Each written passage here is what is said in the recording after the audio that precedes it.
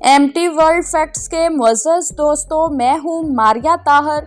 नादर शाह ने हिंदुस्तान पर हमला क्यों किया? जी हाँ दोस्तों, नादर शाह ने हिंदुस्तान पर हमले के दौरान कुल कितनी दौलत लूटी? जी हाँ दोस्तों, मोहम्मद शाह अपने परदादा औरंगज़ेब आलमगीर के दौरे हुकूमत में 1702 में पैदा हुए थे। उनका पैदाइशी नाम तो रोशन अख्तर था। ताहम 29 सितंबर 1719 को बादशाह गुरसैयद बरदरान ने उन्हें सिर्फ 17 वर्ष की उम्र में सल्तनत तैमूरिया के तख्त पर बिठाने के बाद अबू अल फतह नसीरुद्दीन रोशन अख्तर मोहम्मद शाह का खिताब दिया। खुद उनका तुखल्लस सदा रंगीला था। इतना लंबा नाम कौन याद रखता? चुनाचे अवाम ने दोनों को मिलाकर मोहम्मद शाह रंगीला कर दिया और वो आज तक हिंदुस्तान के तूलो अर्ज में इसी नाम से जाने और माने जाते हैं। जी हाँ दोस्तों, मोहम्मद शाह की पैदाइश के वक्त औरंगजेब आलमगीर ने हिंदुस्तान में एक खास किस्म का कट्टर इस्लाम नाफज कर रखा था। उसका सबसे पहला निशाना वो फनून लतीफ़ा बने जिनके बारे में तसव्वुर था कि वो इस्लामी असूलों से मुताबिकत नहीं रखते। जी हाँ दोस्तों, इसकी एक दिलचस्प मिसाल ये है कि औरंगजेबी दौर में जब मौसीकी पर पाबंदी लगी तो गवैयों और मौसीकारों की रोटी रोजी बंद हो गई। आखिर तंग आकर 1000 फनकारों ने जुमे के दिन दिल्ली की जामे मस्जिद से एक जुलूस निकाला और आलाते मौसीकी को जनाजों की शक्ल में लेकर रोते पीटते गुजरने लगे। जी हाँ दोस्तों, औरंगजेब ने देखा तो हैरत ज़दा होकर पूछवाया, ये किसका जनाजा लिए जा रहे हो जिसकी खातर इस कदर आहो बिका किया जा रहा है? उन्होंने कहा कि आपने मौसीकी कत्ल कर दी है, उसे दफनाने जा रहे हैं। औरंगजेब ने जवाब दिया, कब्र जरा गहरी खोदना। तबीयत का असूल है कि हर अमल का रद्द अमल होता है। यही असूल तारीख और इंसानी मुआशरत पर भी लागू होता है कि जिस चीज़ को जितनी सख्ती से दबाया जाए वो इतनी ही कुव्वत से उबर कर सामने आती है। चुनाचे औरंगजेब के बाद भी यही कुछ हुआ और मोहम्मद शाह के दौर में वो तमाम फनून पूरी आबोताब से सामने आ गए जो उससे पहले दब गए थे। जी हाँ दोस्तों, इस आलम में रक्स क्यों पीछे रहता? नूर भाई का पहले जिक्र आ चुका है। उसके बालाखाने के आगे उमराव रौसा के हाथियों का वो हजूम होता था कि ट्रैफिक जाम हो जाता। जिस किसी को उसकी महफिल का चस्का लगा उसका घर बर्बाद हुआ और जिस दिमाग में उसकी दोस्ती का नशा समाया वो बगोले की तरह चक्कर काटता रहा। एक दुनिया ने अपनी पूंजी खपा दी और अनगिनत लोगों ने उस काफर की खातिर सारा सरमाया लुटा दिया। मोहम्मद शाह रंगीला सुबह के वक्त जरोकाए दर्शन में जाकर बटेरों या हाथियों के लड़ाइयों से दिल बहलाया करते थे और शाम में रक्सो मौसीकी से लुत्फ अंदोज होते हुए गुजारते थे। चुनाचे मोहम्मद शाह रंगीला के दौर को उर्दू शायरी का सुनहरा दौर कहा जा सकता है, क्योंकि उस दौर की इब्तिदा खुद मोहम्मद शाह रंगीला के तख्त पर बैठते ही हो गई थी। बादशाह को एक और शौक भी था। वो अक्सर जनाना लिबास पहनना पसंद करते थे और रेशमी पेशवाज ज़ेबे तन फरमाकर दरबार में तशरीफ लाते थे।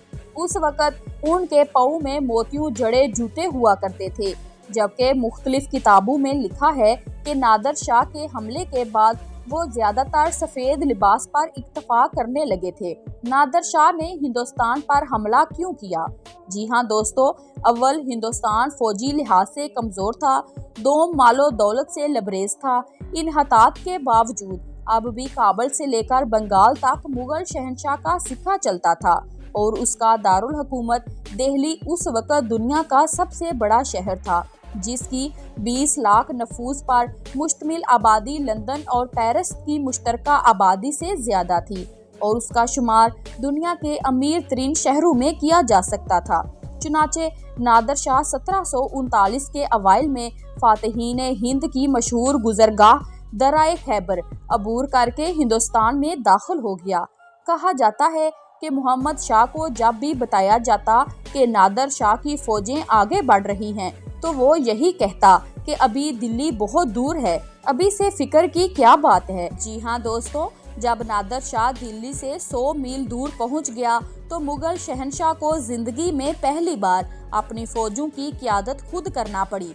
यहाँ भी क्रोफर का ये आलम कि उसके लश्कर की कुल तादाद लाखों में थी, ताहम उसका बड़ा हिस्सा बावर्चियों, माशकियों, कलियों, खिदमतगारों, खजांचियों और दूसरे सिविलियन अमले पर मुश्तमिल था, जबकि लड़ाका फौजी 1 लाख से कुछ ही ऊपर थे। उसके मुकाबले पर ईरानी फौजी सिर्फ 55,000 थे। लेकिन कहाँ जंगों के पाले नादर शाही लड़ाका दस्ते और कहाँ लहू लाभ में धुत मुगल सिपाही। करनाल के मैदान में सिर्फ 3 घंटे में फैसला हो गया और नादर शाह मोहम्मद शाह रंगीला को कैदी बनाकर दिल्ली के फाते की हैसियत से शहर में दाखिल हुआ। अगले दिन ईद उल अजहा थी। दिल्ली की मस्जिदों में नादर शाह के नाम का खुतबा पढ़ा गया और टकसालू में उसके नाम के सिक्के ढाले जाने लगे। अभी चंद ही दिन गुजरे थे कि शहर में अफवाह फैल गई कि एक तवाइफ ने नादर शाह को कत्ल कर दिया है। दिल्ली के बासियों ने इससे शह पाकर शहर में तैनात ईरानी फौजियों को कत्ल करना शुरू कर दिया। इसके बाद जो हुआ वो तारीख के सफ़ात पर कुछ यूं रकम है। तारीख कहती है कि कत्ले आम में दिल्ली के 30,000 शहरियों की जानें गईं। सूरज की किरणें अभी अभी मशरकी उफक से नमूदार हुई थी कि नादर शाह दुरानी अपने घोड़े पर सवार लाल किले से निकल आया।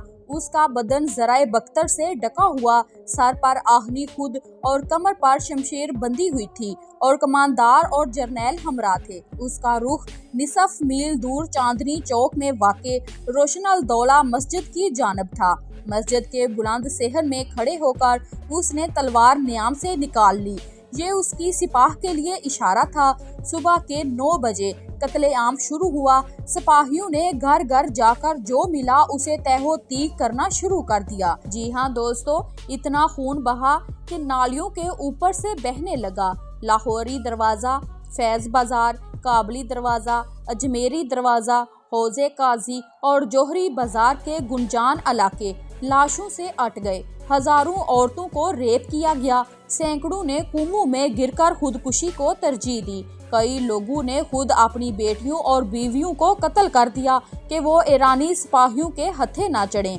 अक्सर तारीखी हवालों के मुताबिक उस दिन 30,000 दिल्ली वाले तलवार के घाट उतरे। आखिर में मोहम्मद शाह रंगीला ने अपने वजीर आजम निजामुल मलक को नादर शाह के पास भेजा। रवायत है कि निजामुल मलक नंगे पांव नंगे सर नादर शाह के सामने हाजिर हुआ और अमीर खुसरो से मंसूब ये शेर पड़ा, और कोई नहीं बचा जिसे तू अपनी तीगे नाज से कत्ल करे, सवाए उसके कि मुर्दों को जिंदा करे और दोबारा कत्ल करे। इस पर कहीं जाकर नादर शाह ने तलवार दोबारा न्याम में डाली और उसके सिपाहियों ने हाथ रोका। कत्ले आम बंद हुआ तो लूट मार का बाजार खुल गया। शहर को मुख्तलिफ हिस्सों में तकसीम कर दिया गया और फौज की ड्यूटी लगा दी गई कि वो वहां से जिस कदर हो सके मालोजार इकट्ठा करें। जिस शख्स ने अपनी दौलत छुपाने की कोशिश की उसे बदतरीन तशद्दुद का निशाना बनाया गया। जब शहर की सफाई हो गई तो नादर शाह ने शाही महल की जानब तवज्जो की। चंद दिनों के अंदर अंदर अमाल को शाही खजाना खाली करने का हुक्म दिया गया। जी हाँ दोस्तों, यहाँ मोतियों और मूंगों के समंदर थे। हीरे जवाहरात सोने चांदी की कानें थीं जो उन्होंने कभी ख्वाब में भी नहीं देखी थीं। शाही खजाने से करोड़ों रुपए नादर शाह के खजाने में मुंतकिल किए गए। दरबार के उमरा, नवाबों और राजाओं ने मजीद कई करोड़ सोने और जवाहरात की शक्ल में बतौर तावान दिए। जी हाँ दोस्तों, 1 महीने तक सैकड़ों मजदूर सोने चांदी के जेवरात, बर्तनों और दूसरे साजो सामान को पिघलाकर ईंटें ढालते रहे ताकि उन्हें ईरान ढोने में आसानी हो। जी हाँ दोस्तों, नादर शाह ने कुल कितनी दौलत लूटी? जी हाँ दोस्तों, तारीख दानों के एक तखमीने के मुताबिक उसकी मालियत उस वक़्त के 70 करोड़ रुपए थी, जो आज के हिसाब से 156 अरब डॉलर बनती है, यानी पाकिस्तान के 3 बजटों के बराबर। जी हाँ दोस्तों, ये इंसानी तारीख की सबसे बड़ी मुसल्लह डकैती थी। कसरत शराब नोशी और अफीम की लत ने मोहम्मद शाह रंगीला को अपनी सल्तनत ही की तरह अंदर से खोखला कर दिया था। इसीलिए उनकी उम्र मुख्तसर ही साबित हुई। अभी सन 46 ही को पहुंचा था कि एक दिन अचानक गशी का दौरा पड़ा।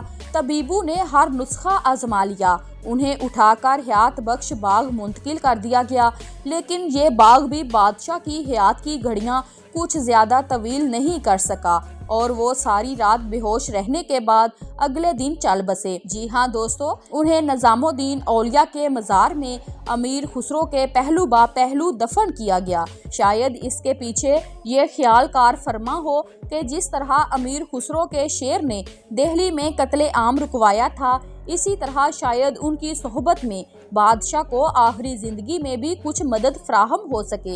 ये अप्रैल की 15 तारीख थी और साल था 1748। एक लिहाज से ये मोहम्मद शाह रंगीला के लिए अच्छा ही हुआ, क्योंकि उसी साल नादर शाह ही के एक जर्नैल अहमद शाह अब्दाली ने हिंदुस्तान पर हमलों की इब्तिदा कर दी। वीडियो पसंद आई है तो लाइक कर दें और चैनल को जल्दी से सब्सक्राइब करें। Thanks for watching my video.